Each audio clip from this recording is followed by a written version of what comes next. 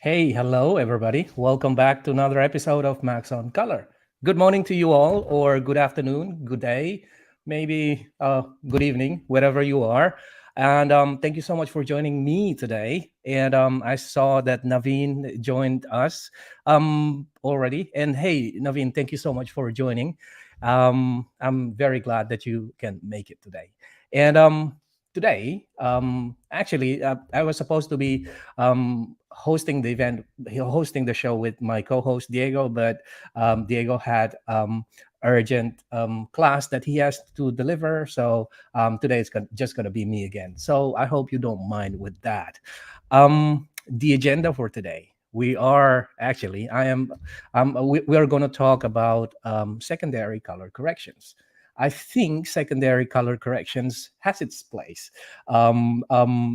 There are a lot of like a discussions out there that if secondary makes sense at all, or or is it just fine to do the primary. Don't get me wrong, I love doing all the grade only by using the primary as much as I can, but then when there are certain case that you need to target a specific area, that's where you need the help of secondary color corrections.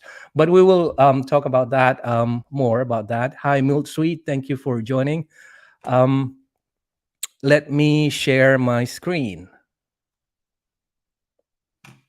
Alrighty.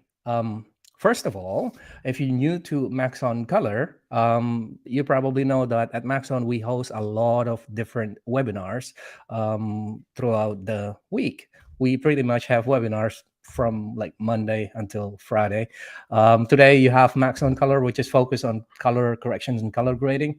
And tomorrow you will have VFX and Chill with Seth and Hashi.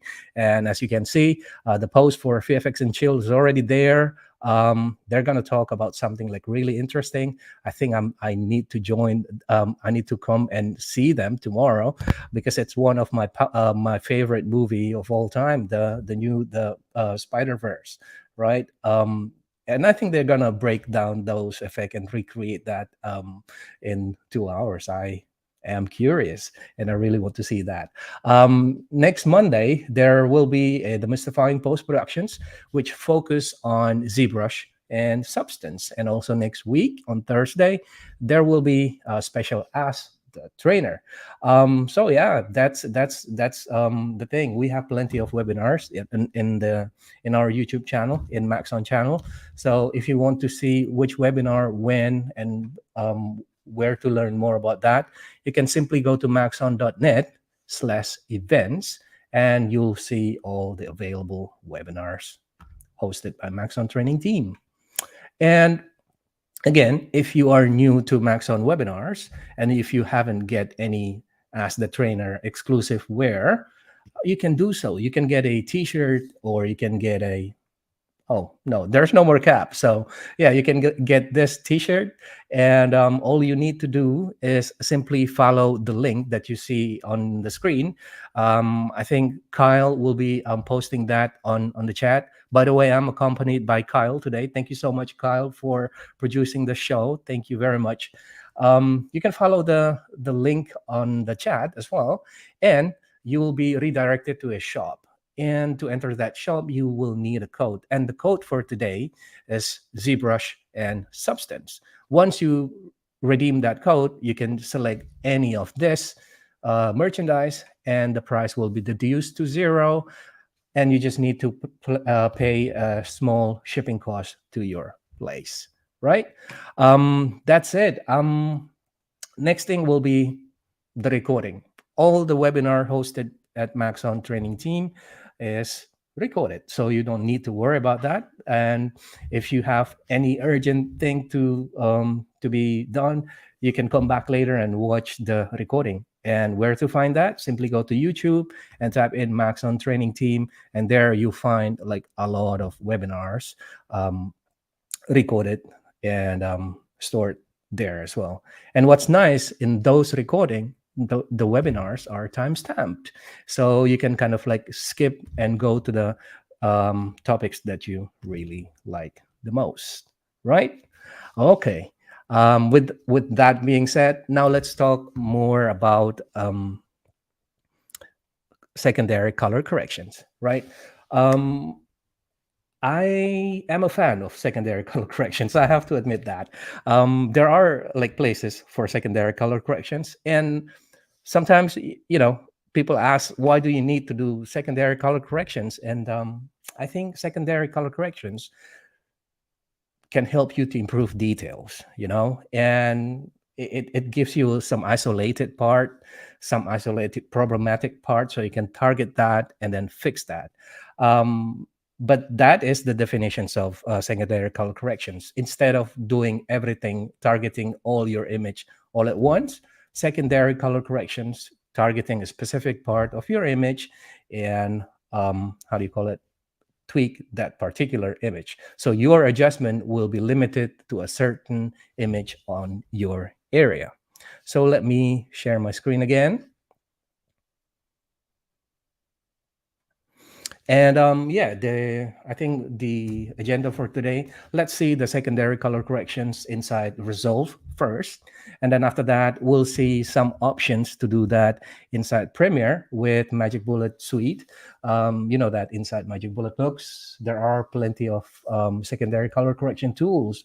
And if you want to do any secondary color correction tools without having going to Resolve, for example, if you just want to stay in Premiere and you happen to have Magic Bullet Suite, you can do that, and I'll show you that later, right? So there are like different types of secondary color corrections. The most common one probably is the curves. Inside Resolve, there is like this power curve that you can access, and some other secondary color corrections that is like commonly used is the qualifier. And also probably the most common one as well is the power windows. So now let's just like us limit that topic for that three topic in our today's discussions, right? I am sure all of you already know about this, but let me just like repeat myself again. Curves is like how to understand curve, right? Curve is like a how do you call it? It's a representations of your image, and to understand curve better, I think it is nice if we try to understand that using a grayscale ramp, right? So in the viewer, I have a grayscale ramp, and the grayscale ramp going from black to white. So the black on the left and the white on the right hand side, and it is shown in my waveform that I have a black point at 0 and white point at 1023. So if I select display qualifier focus and change into qualifier, you can really see Okay, display qualifier focus. All right. You can really see that my image going from 0 to 1 in a linear fashions, right? And that is just simply what curve is, right? It's a linear, how do you call it? Tool. At the moment, it's like showing a linear line that goes from black to white. And using curve, you can target specific part of your image. So for example, if you just want to target like just the shadow area of the curve, or maybe just the midtone of the image, or just the highlight of the image, you can do that with curve. So for example, in Resolve, you can also create a default anchor. So by creating a default anchor, you have like all this area divided in your curve, right? So if we are pulling our point down, we are darkening that area. And if we are pushing the dots up, we are brightening that area. So with that being said, we can also increase contrast using curves. So for example, you're probably already very familiar with the concept of S curves. So we can also do that. For example, we can try to deepen our shadow and also lift our highlight. And it will result in a slightly S-looking curve, right? And to refine this curve, you can go to the 3 dots there and enable the editable spline. And by doing that, you can smoothen the curve. And what's nice here, you can like pin a point in the middle of the curve. And by pressing options, you can kind of like pin the point in the linear axis, right? So let me just disable the editable splines. So that's one, like that's curve. Now let's see how curve work in an image. Here I have an image that I already like do a lot of like adjustment. But if I disable all those adjustment, this is an image that coming from Arri Alexa. So it is it was shot in Arri Log C. So to normalize my image, I'm just simply using the LUT or not. In this case, I'm using Colorspace transform that transform my image from Arri White Gamut Log C3 into Rec 709 Gamma 2.4. So it is transforming my image from what the camera saw in the scene into what my display can reproduce correctly. And at the beginning of the image, what I did is that I can try to reduce the contrast of my image, and I can do so either, let me just reset this, either by just playing around with the contrast and pivot, but I can also play around with curves. So for example, if I just want to reduce the contrast, instead of drawing the S curve, I can draw a inverted S curve, just like that. And what's nice with this is that you kind of like see exactly where the area that you are targeting. And it is exactly the same like when you are playing with contrast and adjusting the pivot of your image. But with curve, you kind of already see like the area that you're targeting. Another thing, what's nice with curve is that you can create color separations, because color separations is a big thing in color grading, right? You want to how do you call it, draw your audience eyes into the most important object in the scene. And by doing that, you can also to do that, you can try to separate the subject from the background, and you can do so by creating a split toning, what we call split toning. That is like tinting our specific part of the image differently than the other parts. For example, cooling down the shadow area while warming up the highlight. And you can also do that with curve. There are plenty way that you can do that inside DaVinci Resolve, but you can also do that with curve. And since that's the focus of our talk today, the curve. So let us just create another. Let's just forget about this. I will show you the example on that node before later on. But what I want to show you is that you can create a split toning only with just curve, right? At the moment, as you can see, the curve is ganged up together. So it means like the luminance, the red channel and the green channel and the blue channel of the image is combined together. So whenever I am playing around with this point, it is affecting all those channels simultaneously. But what's nice is you can also split them. So for example, by clicking just the red channel or just the green channel or just the blue channel, you can get like a curve only for that specific channel. So for example, if we want to like cool down the shadow area of our image, we can try to maybe reduce red or maybe increase blue in the shadow, right? So we can also get a help while using curve. That is to enable the histogram. So in this case, I'll just select the input histogram and maybe change it. Okay, there you go. Now we can really see that the image is laid out in the 2D histogram. So perhaps I can target that somewhere around here is going to be my shadow. So I'll just lift this blue part in this area, just a teeny tiny bit. And then maybe we can also make it a little bit more cyan.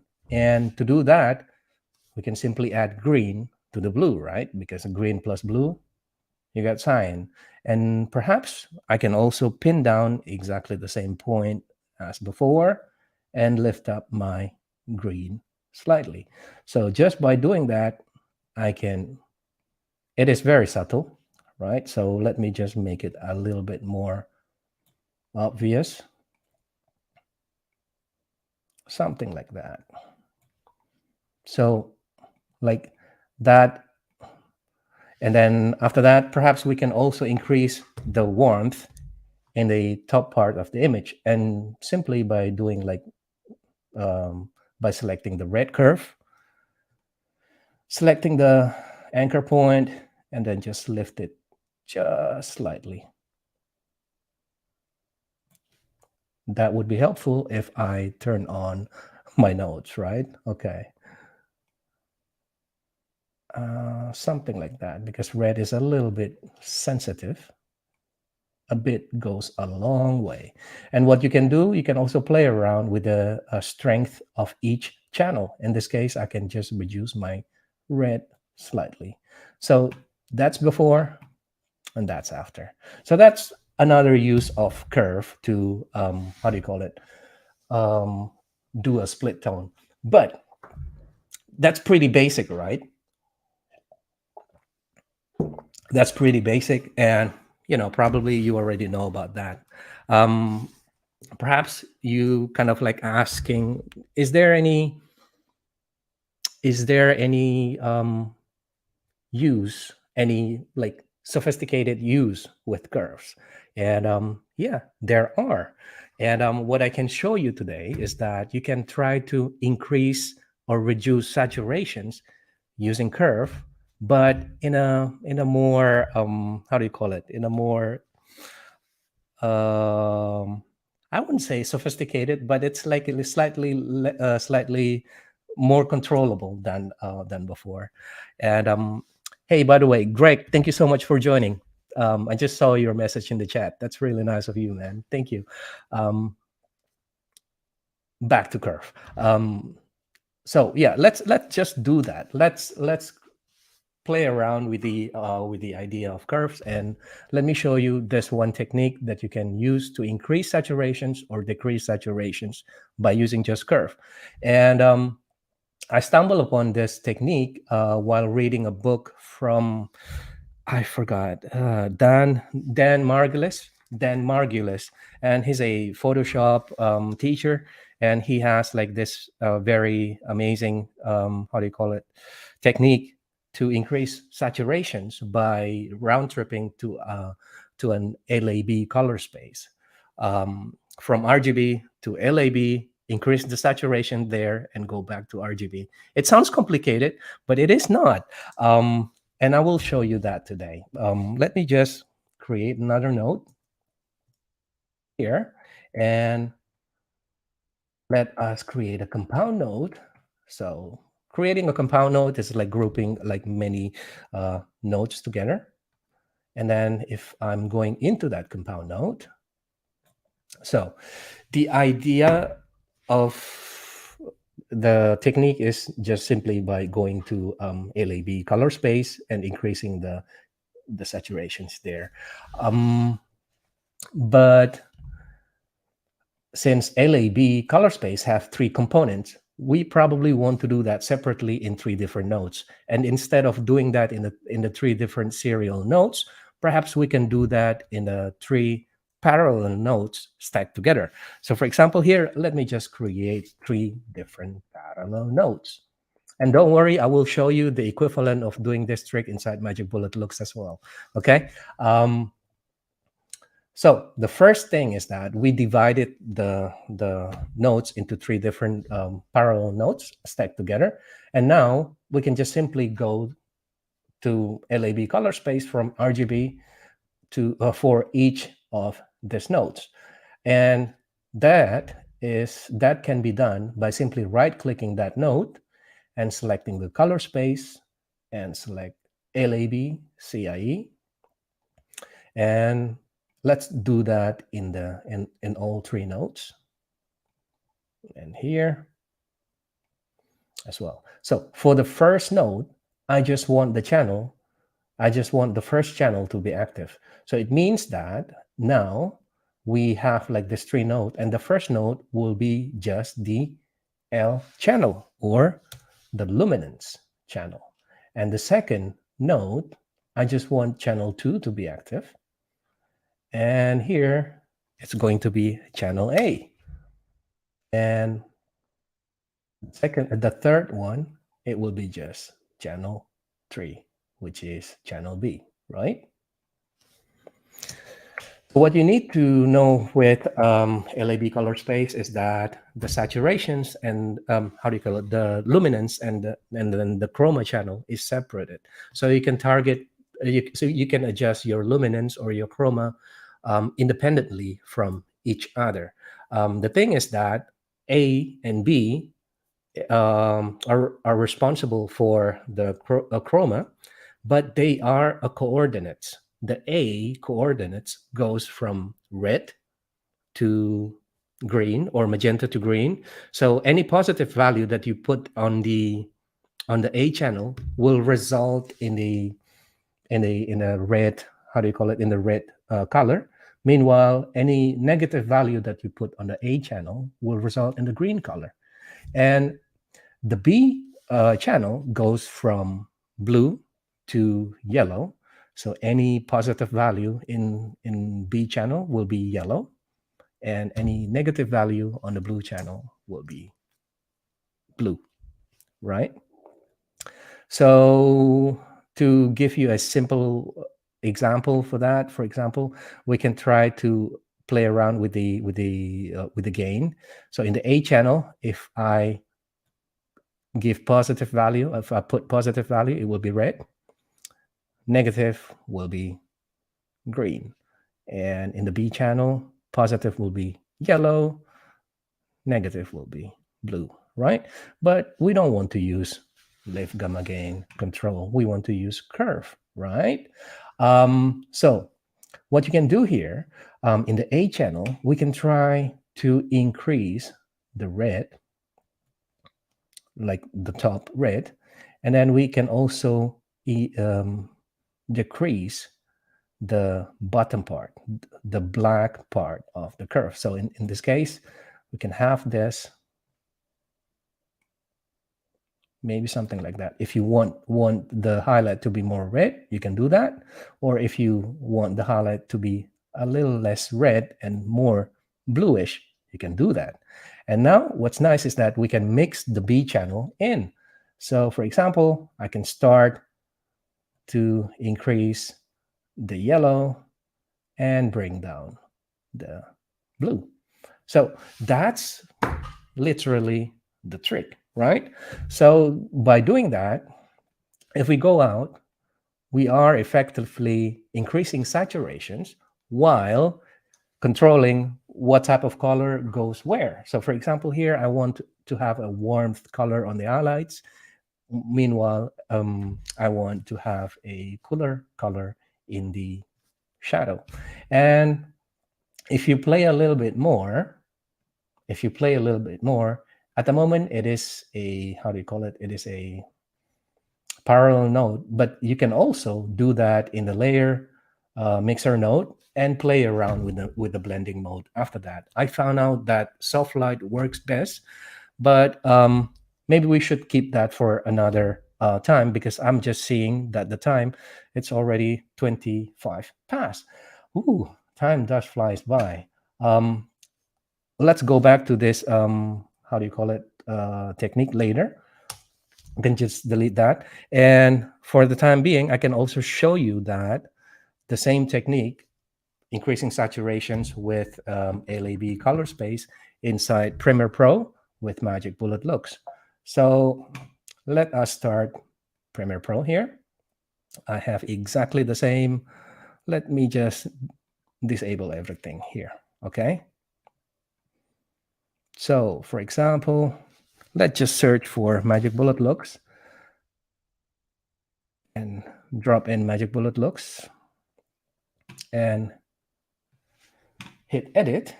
And at the moment, instead of using the 1D color handling, I can try to do it with ACES. I can use ACES color management framework and inform ACES color management framework that this is a footage that coming from a real XLOC with an exposure index of 800. And the preview in Rec 709, output, I want to output it to Rec 709 as well. So the technique that I want to show you before can be done with this tools called Color Remap. Color Remap is a tool that is a really nice tool that you can play around with. The idea of Color Remap is to target a specific area, specific color on the image, and then you can change the hue, change the saturations, and so on and so forth. I think if you're familiar with Tetra DCTL by Juanjo Salazar, it's similar like that. I can show you that if we have some time towards the end. So the idea of Color Remap, we already talked about that. Here is the thing in Color Remap. You can change the color model inside Color Remap, right? So by default, it has like this JZAZBZ, and it's just a modern take on LAB Colorspace. So it is actually nice. You can actually stay in JZAZBZ, or if you want to, you can also go into the LAB Colorspace. What you can do then, you can create 4 different color mapping like before. The first color, we just want the first patch here. All this patch, we will use them to mimic the coordinates in LAB, right? So the first one, I want it to be red or magenta, and this one, I want it to be green. The third one, I want it to be blue. Sorry, perhaps yellow.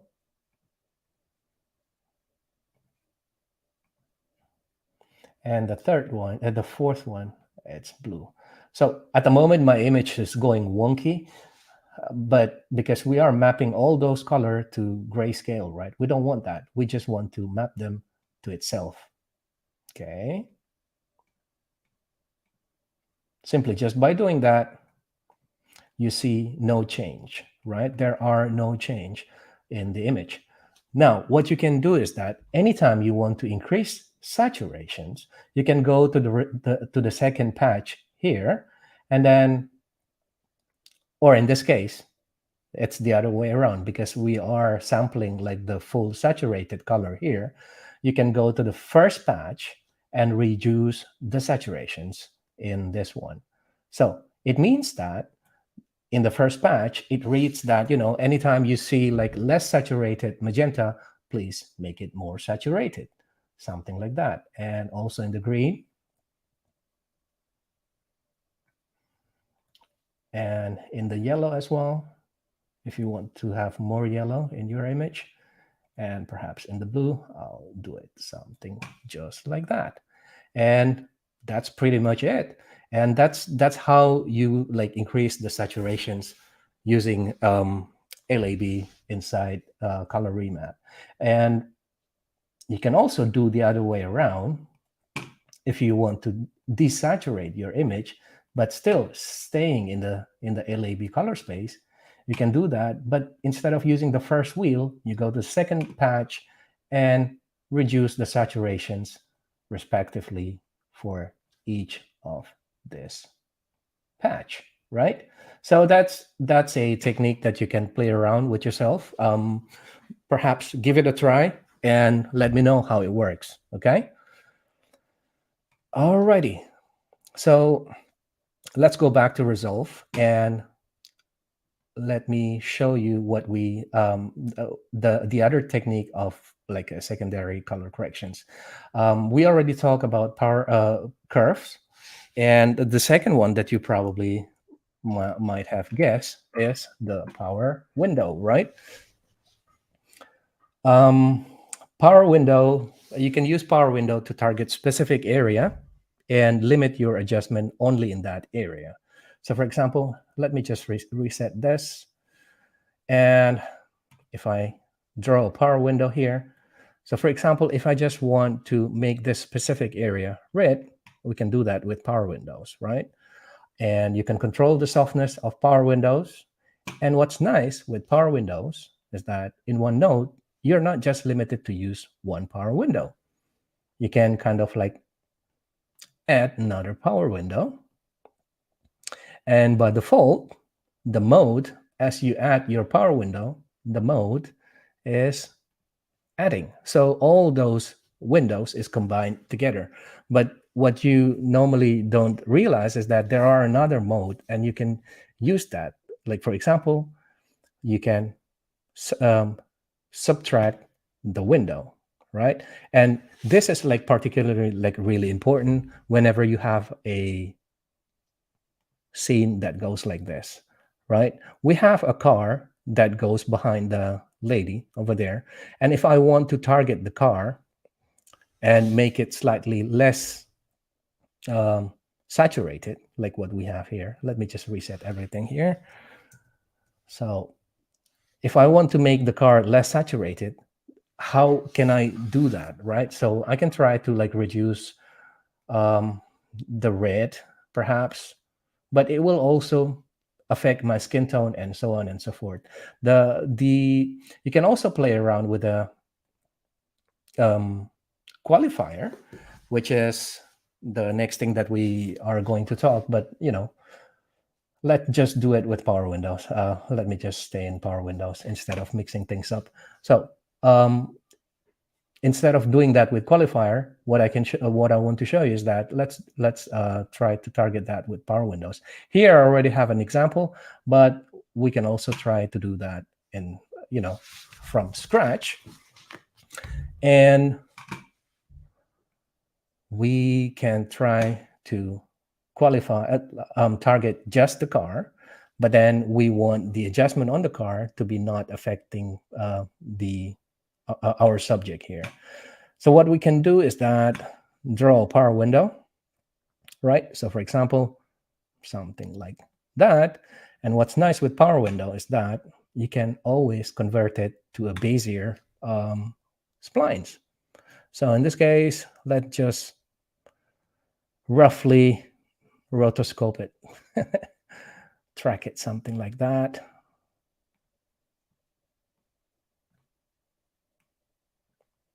because I just want to target the orange part of the car. I don't have to be worried about being super exact about it. So here's another tip for you, because this is a motion pictures image, right? This is moving pictures image. Once we do power window, we need to track them because our pixels, our pictures moving. So this is just like the first frame, you know. We need to track them so that the window will be following them. And here is the tricks. When tracking power window, you need to know is like what type of like image we are working with, right? So by default in the tracker, if you're going to tracker, all these options will be like activated. So by reducing all this, like deselecting like the method that we don't have in our clip, like for example, we don't have zooming happening in our clip, and we don't have any perspective 3D happening on our clip. The tracking will be way much faster for our power window. And also what I learned is that by reducing softness and then adding up after you track the power window will result in a faster tracking. So let's try to do that, and let's track the car forward and backward. And it seems like it is not tracking correctly. So what we need to do is that we need to go from clip mode into frame mode. When we are tracking in the clip mode, it will, track the whole clip. But as we move into frame, we can just progress by frame and help our power window and create a new, how do you call it? Tracking points. So not tracking points. So what we can do here, let's just move the window forward a little bit. Again, just tracking the car. Something like that.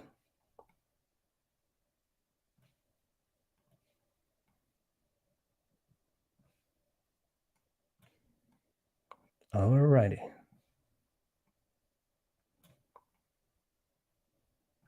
And if we move forward, this should be somewhere like that.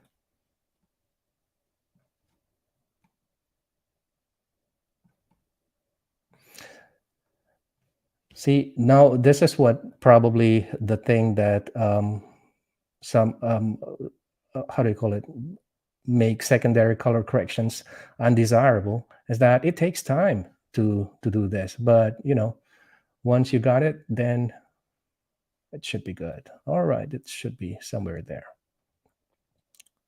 All right, that's good enough. Now what we can do is that we go back to our power window and increase the softness. Perhaps put something like 5 and something like 2 outside, and increase the softness. And if I press Shift H, I can really see that,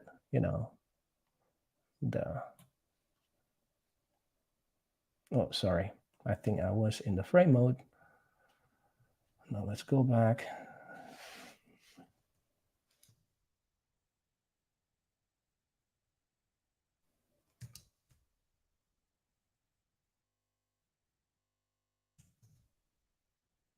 And do that.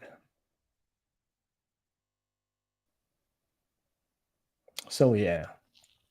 Now what we can do is that we can try to reduce the luminosity of the car so that it will be dimmed a little bit.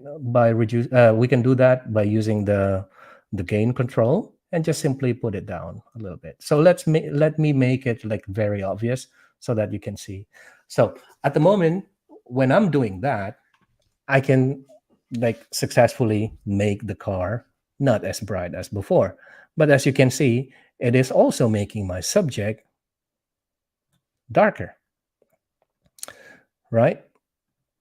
So that's before, that's after. And that's probably undesirable. And as you can see the how do you call it, the outline of the car as well, right? So what we can do is that simply by using this principle, subtracting another power window, we can work on that principle. What we can do is that we can create another power window and perhaps rotate it somewhere like that. And now we can make it a Bezier as before. And it's just a rough power window at the moment. You can be like more, how do you call it?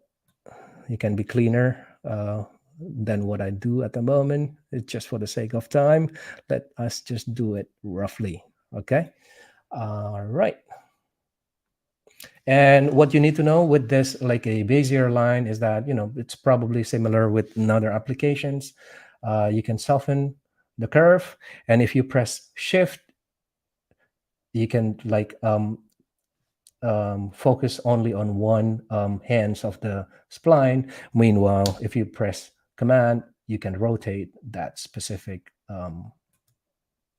axis or hands.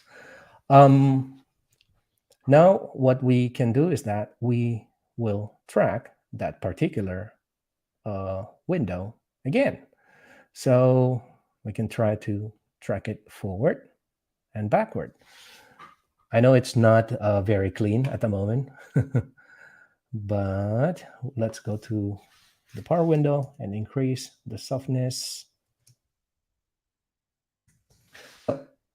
Let's go somewhere over here.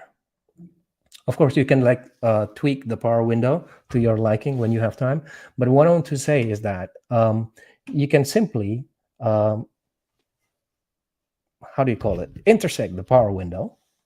And just by doing that, if I press Shift, you can really see that our subject is not affected. So this is before. This is funny. Why is it not working? Hang on.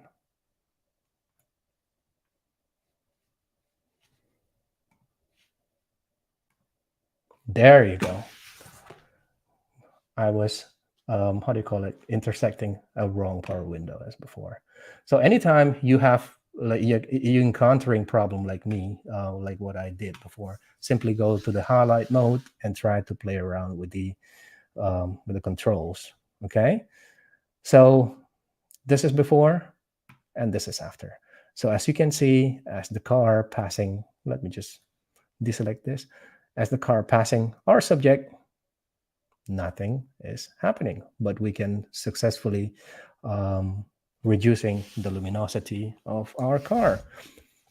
Speaking of power window, knowing that you can like target specific image, a specific part on your image and tweak them, it allows you to do plenty more things, like big things of, I don't know if you ever did like a photo retouching.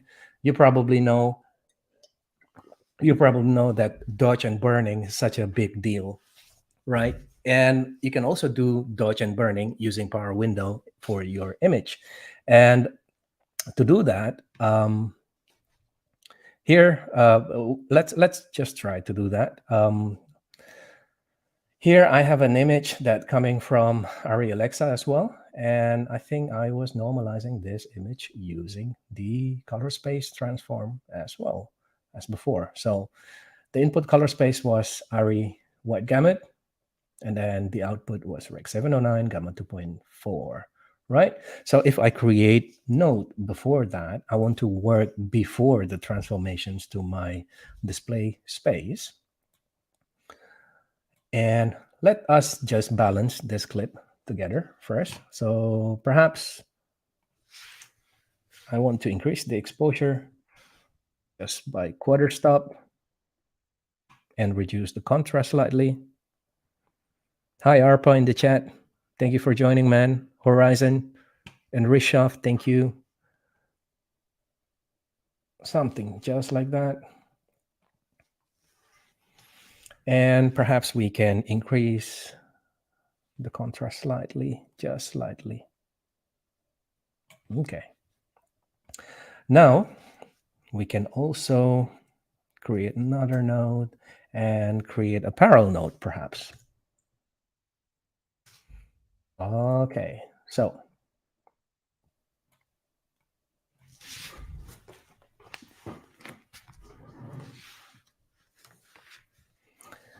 now we can start to like giving a specific portions of the image some importance.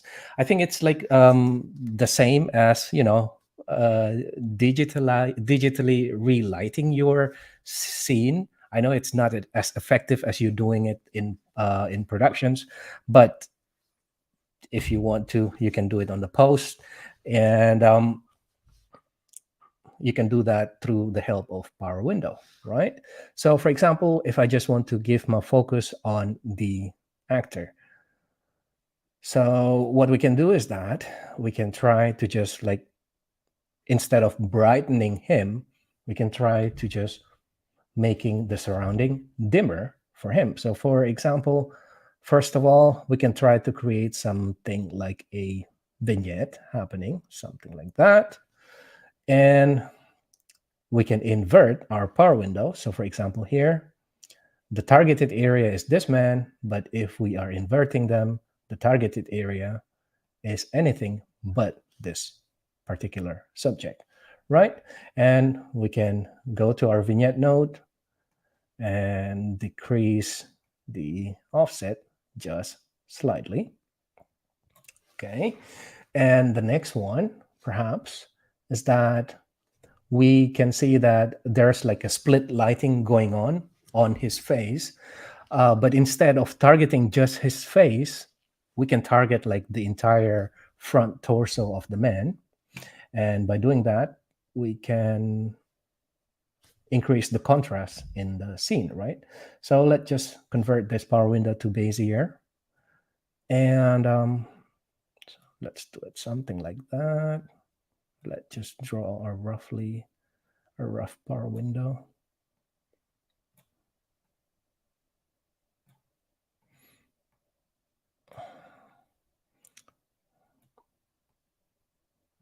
So perhaps something like this.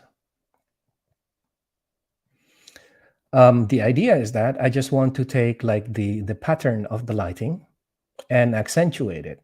I think a lot of time when you are working with a director or with your client, what they will say to you is that please brighten the face and increase accentuate the lighting that they lit on the set, because they spend a lot of time doing that on the set, right? And you just want to respect that. And what we can do is that we can create this power window, and we probably want to track it. So let's track it forward. All right, it is not desirable that the power window is going bigger at the end. So let me just reposition it and refine the window, something just like that. What's nice is that because we are not targeting like the entire body of this guy, we just want to target like the lighting pattern. We don't have to be like very specific, like very accurate, something like that. And if we go front to the front, yeah. So now let's play around with the softness, maybe around 10, a little bit much, something that's too much. This one. And increase the softness. So what happened if I'm increasing my softness is that it gives me like this softness radius between my inside and outside window, and I don't want to make it like super soft. And perhaps this. And now what we can do is that instead of just making things brighter, like increasing the highlight on this guy, although it's also looking really nice, what we can also do is that we can combine this power window with another power window, that is the gradient. So what's nice with the gradient is that it is a gradient. I mean, one part of the image will be, your adjustment will be, how do you call it, will be spread across the directions of the arrow, but you get like a very smooth gradient of the effects. So we're using exactly the same technique like before. Instead of like adding gradient, we want to subtract it, right? And something like that. What happened if I invert it? Yeah, I think I don't want to invert it. Maybe just like that. So this area that you can see in our highlight will be affected by the adjustment. Meanwhile, the gray area that you see in the highlight will not be affected by the adjustment. So what happened if we move forward? Perhaps something like that.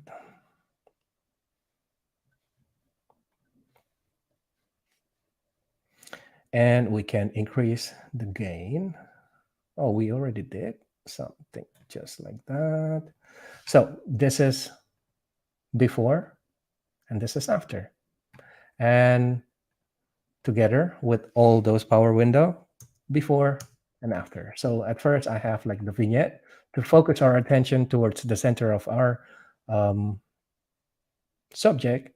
And then in the second one, I can just accentuating the, how do you call it, the light pattern on him. And third one, perhaps you can try to target like this particular light fixture and make it warmer, for example. And what's nice is that you can combine power windows with qualifiers and so on and so forth. And those secondary adjustment doesn't have to be, by their own. You can kind of like combine it. And let us just qualify this light. I hope you all know what a qualifier is, but if you don't know what a qualifier is it is a tool that targets a specific hue and saturations and luminance of your image, and then it creates, how do you call it, a key for that, a matte for that, and you can kind of like target that specific matte. So for example, if I am targeting this particular light fixture, so we know that the color of this light fixture is somewhere around orange there. And if we increase the width, I will be including more and more part of the wall, right? And I don't want that. Perhaps I can just move it somewhere there, reduce the width. And using the saturations qualifier, we can decide if we want to include like less saturated area more or less. So perhaps let's reduce the less saturated area. And using the luminance, perhaps we can exclude the darker area of the image because we are targeting a very bright light fixture, something just like that. And we know that at the moment, we have like this stray area that we don't want. And this is what this is where when you have like a key that is not perfect like this, by using like this hue saturations and luminance qualifier, this is where the matte finesse is actually playing part. And one thing that you need to like very helpful for you if you are wanting to play around with the matte finesse is that to show your matte in a high contrast view or black and white view. And you can do that by selecting this icon over here. So in this case, we can try to clean our matte. So what a matte is actually, it is a black and white image. The white area is actually the area where your adjustment is going to take place. Just imagine like a paper with a hole, right? So the black area is the area which will block the effects that you're going to apply, and the white area is actually the hole where your effect going to pass through. And by playing around with matte finesse, we're actually not dealing with our image again, but we're dealing with the matte. We're finessing the matte. But that's also kind of like a nice, how do you call it? To know that whenever you are already like spending a lot of time in Qualifier, not getting any good result, and then you have to spend a lot of time in matte finesse, and still not getting any clean result, perhaps that's not the thing that you want to do, right? But since this is only example, we can stay with that. I can clean my black more and denoise my image. So perhaps if I want to do this, if I just want to like target this specific area, what I'm gonna do is that I'm just gonna use power window and draw a power window over it and track it, okay? So let's do that actually. So let us just take this area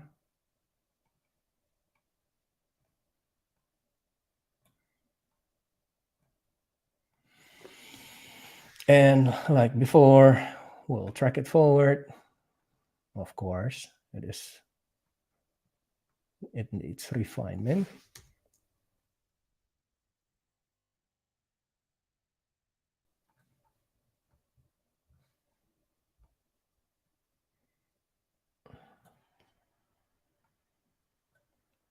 Something like that.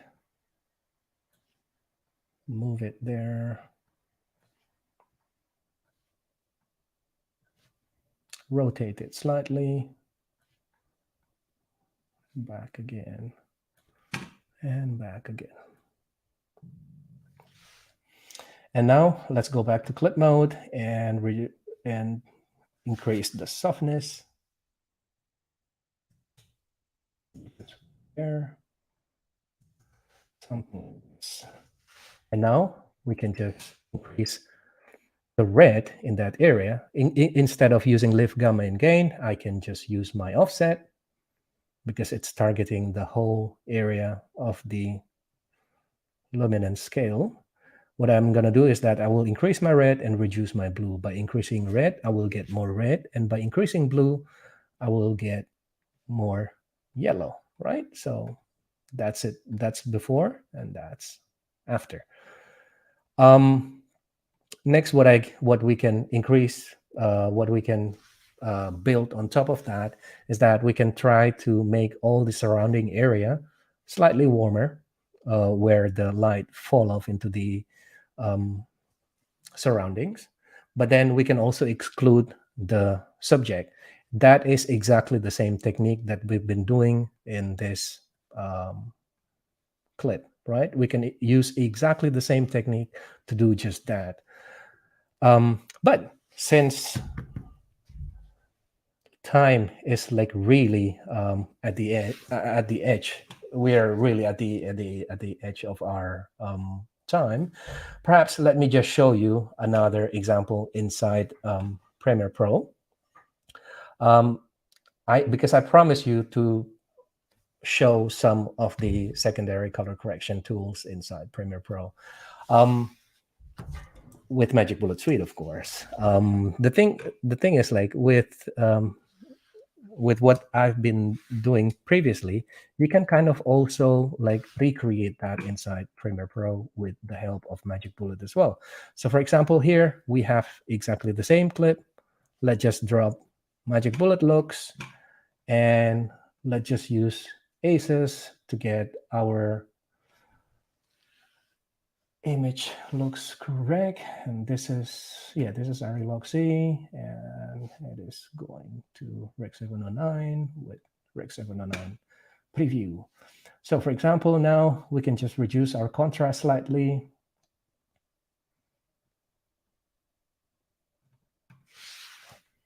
and we can play around with our pivot point. But what's nice is that you can target acidicity middle gray value, which is 0.13, and increase and reduce your contrast.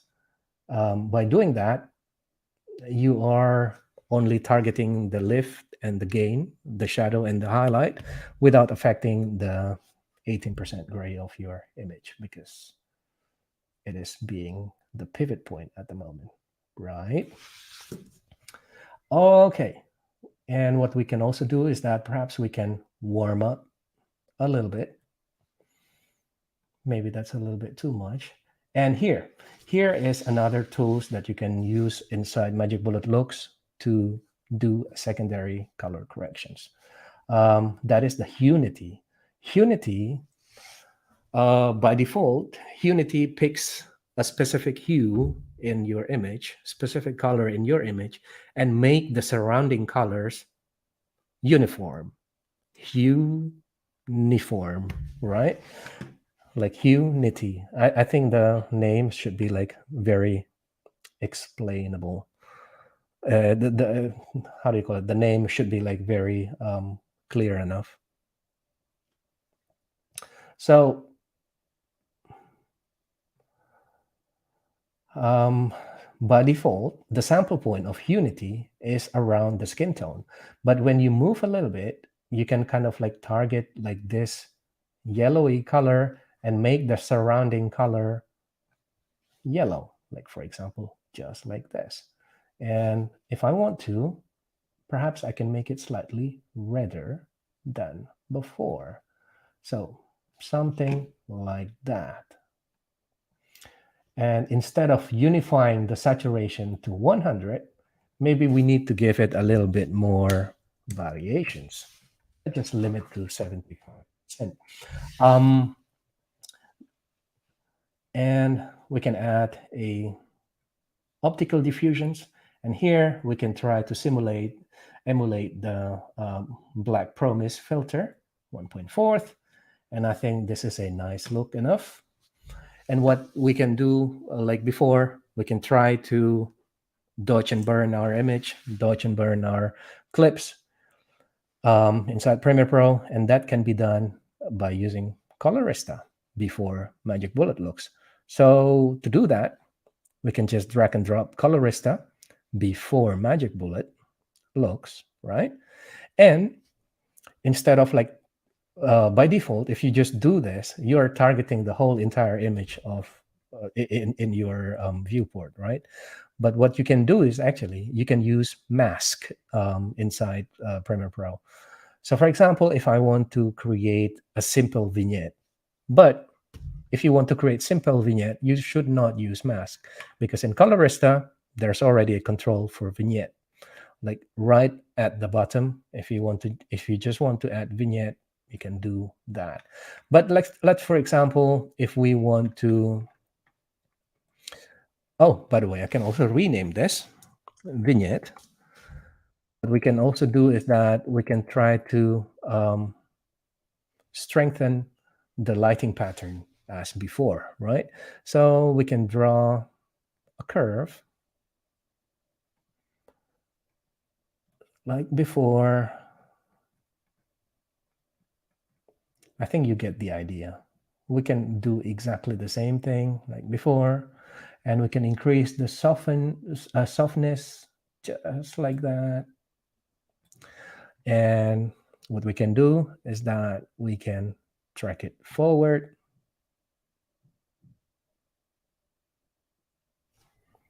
Of course, it's going to take more time, so let me just stop that.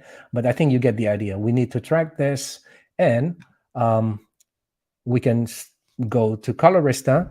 And what's nice here, we can target like that very specific image, use a specific area using the highlight regions. So using the highlight region, we can increase our highlight regions, and also perhaps using the highlight wheels.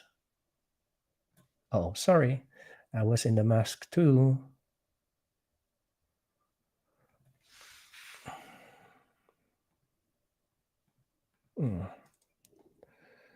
Let me just delete this. All right. So now if we go back again, we can boost our highlight, go to the highlight region, and increase it. Also using the highlight wheel. What is wrong? Oh, I'm targeting like I'm using different instance of Colorista. So let me just reset this because this one just the vignette. Let me just increase the vignette. And this one. There you go. Something like that.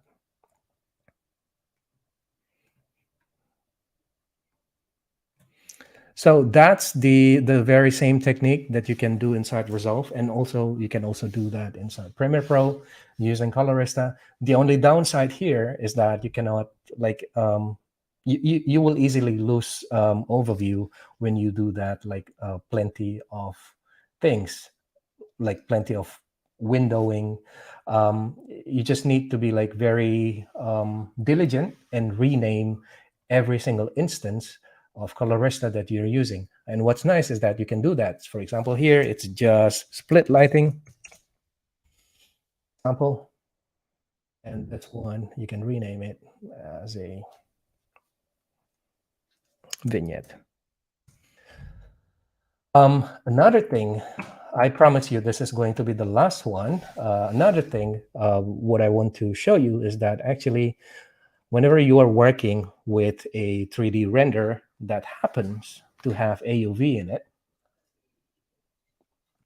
that's actually like the best way to do like secondary corrections, because you render out a specific part of the image as an external matte, and you can target that matte like separately. The thing is like how to do that with Resolve, right? So in this case, I have a 3D render of L'Artista.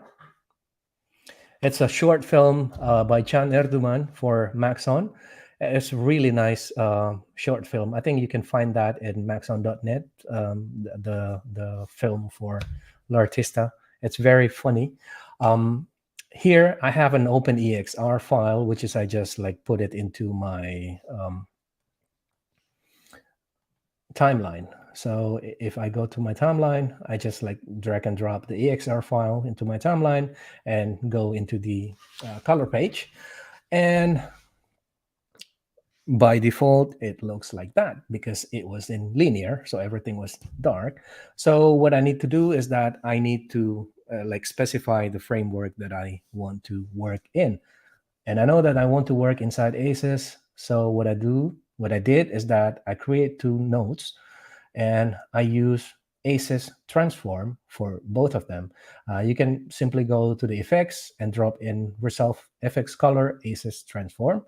And for the first one, I'm going from sRGB linear, which is the space where the footage was rendered. And then I output it into ACESicity. And right at the end, I'm going from ACESicity to Rec 709, right? And I have like a very, how do you call it? Normal, very standard balancing happening. So increase the exposure, reduce the contrast, and so on, and increase the saturations. Now, if I just want to target like his face, the face of my subject, but I don't want to target like any other part of any other region in the image. Well, as you can see, there are plenty of techniques that we can utilize, like before, right? We can use power windows, we can use Qualifier, right? But if you're working with a 3D render that have like multipasses, you're in luck, because by just simply drag and dropping the same how do you call it, OpenEXR file that you have in your media pool, but instead of drag and dropping it into the edit timeline, you can just drag and drop in them into the node editor. And just by doing that, you'll be able to access the matte that come along with the image. So for example, let me just create another node really quickly. If I go to the matte, if I right click it, you can select what type of the AOVs or how do you call it, matte that you want to use, right? So in this case, if you go to this output, the key tool here, you can kind of like preview the key that you are selecting. So for example, by default, I have like base selected. So in base, we can really see that we are selecting the subject and also the candles in the background and then the lighting around the candle, right? So if we go like browse all those different matte, we can really see that here we only have like this one candle. And if we go down again, perhaps here, character key. So this is just like the key light for the character, just the main light of the character. Perhaps that's the matte that we've been looking for. Okay. So what we can do is that we can port out this matte into a serial nodes and do our adjustment there. You cannot do the adjustment right on the matte. You need to port that key into the existing into a new node, right? So here you can you see that on the output side, instead of like two dots, the green and the blue, green stand for RGB channel and the blue one here just the key or just the alpha. Here we have four. It stands for the alpha, the red, green, and blue, and the whole RGB channel.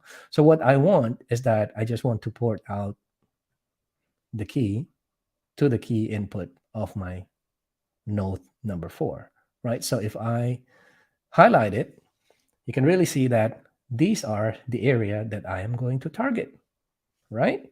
So for example, if I just want to reduce my contrast, you can really see that I'm just targeting this subject. Or for example, if I just want to brighten his face, I'm just targeting his face. I feel that this is almost like cheating. It's very, very convenient to work like this. I wish every single footage come with matte that you can play around with to do like the secondary adjustment. So for example, at the moment, let's just increase the gain on our subject, reduce the shadow slightly, or instead of playing around with the shadow, let's just use the gamma wheel very slightly. Something like that. And what we can also do is that we can try to increase the red on his face and also increase some yellow by reducing blue. So something like this. And if you want to keep playing around with this, you can, because you can keep like creating a parallel node for that. For example, something like that, and then keep using. I mean, you cannot use like a one matte for like using one matte and then output like different matte for that. You need a new matte for that. So in this case, I'm dropping a new one, and if I select another one, I can perhaps. Is there anything for the environment? There you go. So it's just the candle light over here. What I can do is that perhaps I can make it redder and yellower, right? So something like this. So it's like very fast way to do like a secondary, like a very targeted adjustment, like almost like cheating. That's like really cool. So yeah, that's it. I think that brings us to the end of our sessions. Thank you so much for joining me today. And if you have like any questions, any burning questions about secondary color corrections, feel free to reach out to me at maxoncolor@maxon.net. So I'm checking my email every now and then, quite diligently. So if you're writing me, perhaps going to write you back. So, and okay, now let's bring back the same page as before. If you want to check the webinars that are hosted in Maxon channel, simply go to maxon.net/events, and you'll be able to check the available webinars in our platform, in our channel. And if you haven't get your free t-shirt, do that. Follow the link in the comments. Kyle previously posted a link. I think it's quite at the beginning of the sessions. You can use that link, and if you go follow that link, you will be redirected into a store. And to enter that store, you need a code, and the code for today is ZBrush and Substance, and you'll be able to get to enter the store and to choose one of this item, and the price will be deduced to zero. All you need to pay is just the small shipping costs. And if you want to check out the recordings of all the webinars hosted in Maxon Training Team, go to YouTube, type in Maxon Training Team, and if you like it, you can subscribe and comment on on one of our webinar recordings. We check the comments every now and then as well. We do it quite diligently as well. So yeah, I think that's it from my side. And again, thank you very much for joining us today. It's been my pleasure, and I hope to see you all in next 2 weeks' time. And with that being said, thank you very much. Take care and enjoy your evening, enjoy your day, enjoy your afternoon, and see you in next 2 weeks. Goodbye.